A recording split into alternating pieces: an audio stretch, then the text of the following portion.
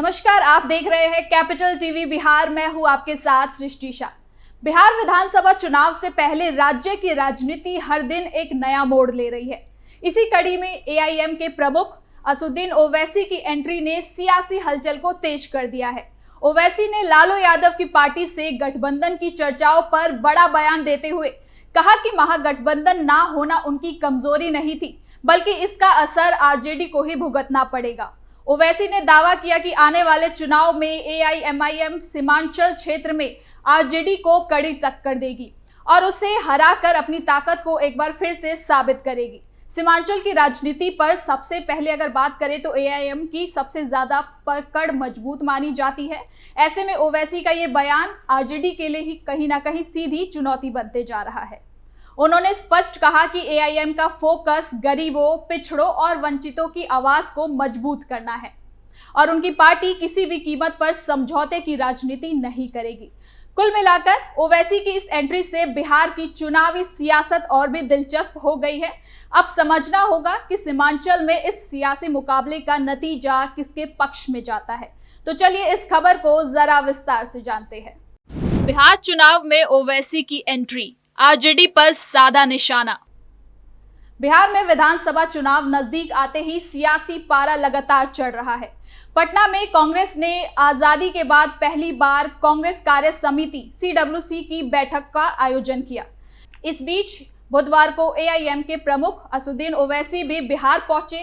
उन्होंने मीडिया से खुलकर बातचीत की। ओवैसी ने खासकर आरजेडी से गठबंधन की कोशिश और वक्फ बोर्ड से जुड़े मुद्दों पर अपनी राय रखी।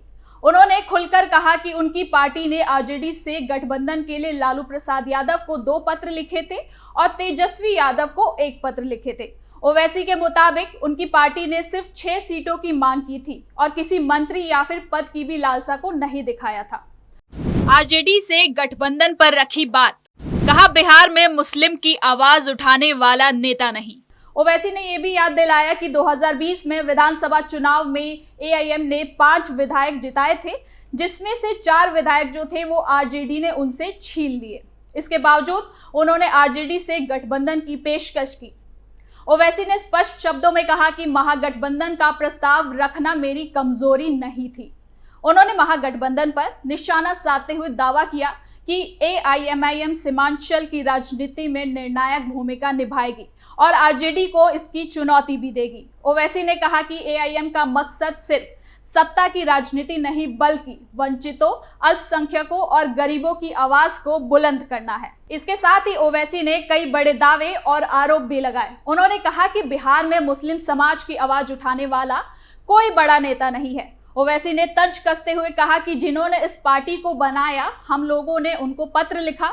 अब अगर उनका बेटा बोलता है कि मुझे नहीं बताया गया, मुझे नहीं पता कि ऐसा भी होता है, जिस पर ओवैसी ने कहा कि जब बाप की बात आती है तो पूरी पार्टी लाइन में खड़ी हो जाती है और इस रवैये का खमियाजा कहीं ना कहीं आरजेडी को विधानसभा चुनाव में भुगतना पड़ेगा। ओवैसी ने साफ शब्दों में कहा कि उन्हें आरजेडी से गठबंधन के लिए पेशकश की थी, केवल 6 सीटों की मांग की थी, लेकिन आरजेडी ने इसे स्वीकार नहीं कहा। उन्होंने कहा कि ये मेरी कमजोरी नहीं थी, बल्कि आरजेडी को इसका नुकसान उठाना पड़ेगा। इसके साथ ही उन्होंने दावा किया कि उनकी पार्टी इस बार इस चुनाव में आरजेडी से अच्छा प्रदर्शन करेगी और आरजेडी को इस बार हार दिलाएगी। ओवैसी के इन बयानों से साफ हो जाता है कि महागठबंधन में जगह ना मिलने से उनकी नाराजगी अब खुलकर सामने आ रही है, लेकिन ये नाराजगी कहीं ना कहीं आरजेडी पर आने वाले चुनाव में भारी पड़ सकती है। महागठबंधन को लेकर प्रशांत किशोर या तेज प्रताप यादव के साथ तालमेल के सवालों पर भी ओवैसी ने कहा, राजनीति संभव की कला है। महागठबंधन को लेकर अंतिम फैसला मेरी पार्टी की बिहार इकाई की ओर से लिया जाएगा। तो वहीं घुसपैठियों के मुद्दे पर उन्होंने केंद्र और विपक्ष दोनों पर निशाना बनाया। ओवैसी ने कहा कि सीमांचल की आवाम को शक की निगाहों से देखना, उनकी बेइज्जती करना और उन पर थप्पा लगाना है। ये मुद्दा सिर्फ लोगों को बांटने और उन पर शक की सुई को घुमाने के लिए उठाया जा रहा है। हम इसकी कड़ी निंदा करते हैं। सीमांचल पर पार्टियों का फोकस, कौन मारेगा बाजी। इसके साथ ही उन्होंने कहा कि अगर सीमांचल में घुसपैठिए है तो उन्हें निकाला क्यों नहीं जा रहा, कितनों को पकड़ा गया और कितनों के खिलाफ केस दर्ज कर कार्रवाई की जा रही है। ओवैसी ने इस मुद्दे को बेवजह उठाकर सीमांचल की आवाम को शक की निगाह से देखने की निंदा की। दरअसल ओवैसी का गुस्सा आरजेडी पर ज्यादा नजर आया। उन्होंने साफ कहा कि अगर आरजेडी से गठबंधन हो जाता तो हालात अलग होते, लेकिन अब जब गठबंधन नहीं हुआ तो एआईएम की पूरी ताकत से सीमांचल में आरजेडी को चुनौती देगी। यही वजह है, माना जा रहा है कि ओवैसी की मौजूदगी और उनके तेवर इस चुनाव में आरजेडी का वोट काट भी सकती है। ये इलाका आरजेडी का कोर वोटर बेस माना जाता है और इसी वजह से तेजस्वी यादव भी लगातार बिहार अधिकार यात्रा में सीमांचल पर सबसे ज्यादा फोकस कर रहे। तो वही कांग्रेस भी लंबे समय बाद बिहार की राजनीति में अपनी खोई जमीन वापस पाने की कोशिश में पूरी तरीके से सक्रिय नजर आ रही है। कांग्रेस ने 85 साल बाद पटना में सीडब्ल्यूसी की बैठक की, जो अपने आप में एक ऐतिहासिक है। ये कदम साफ दर्शाता है कि कांग्रेस इस बार बिहार चुनाव को लेकर कोई कसर नहीं छोड़ना चाहती और उसका फोकस भी सीमांचल के इलाकों पर ज्यादा देखा जा रहा है। लेकिन महागठबंधन के भीतर सब कुछ ठीक नहीं दिख रहा। आरजेडी और कांग्रेस के बीच की दरार अब खुलकर सामने आने लगी है। इसकी शुरुआत वोटर अधिकार यात्रा के दौरान हुई। इस यात्रा का मकसद था एसआईआर प्रक्रिया के जरिए सरकार को घेरना, लेकिन यात्रा में महागठबंधन की असहमति भी उजागर हुई। राहुल गांधी और तेजस्वी यादव साथ तो नजर आए, लेकिन 16 दिन की इस यात्रा के दौरान कई बार दोनों के बीच तालमेल की कमी नजर आई। कई मंचों पर तेजस्वी राहुल के पीछे खड़े नजर आए, जबकि कांग्रेस बार बार तेजस्वी को सीएम फेस के तौर पर प्रोजेक्ट करने से भी बचती नजर रही। यही वजह है कि आरजेडी और कांग्रेस की एकता पर अब सवाल उठने लगे हैं।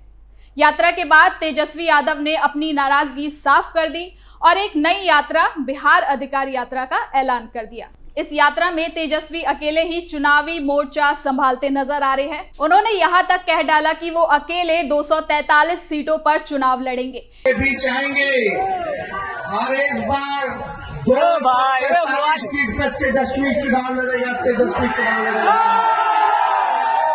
चाहे कांटी हो, मुजफ्फरपुर हो, बौछारा हो, गाय घाट हो, अपर हमार मुन्ना जी का क्षेत्र हो,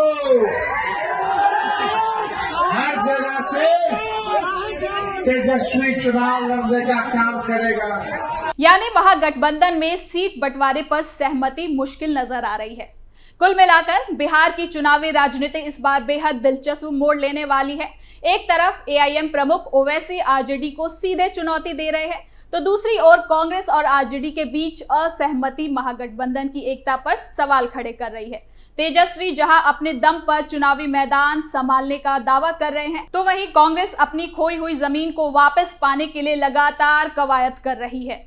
ऐसे में सीमांचल का इलाका इस चुनाव में निर्णायक भूमिका निभा सकता है। ओवैसी का वोट बैंक काटने का दावा, कांग्रेस की सक्रियता और महागठबंधन की अंदरूनी खींचतान मिलकर बिहार चुनाव को और ज्यादा रोचक बना रही है। तो फिलहाल के लिए इस खबर में इतना ही। देखते रहिए कैपिटल टीवी बिहार।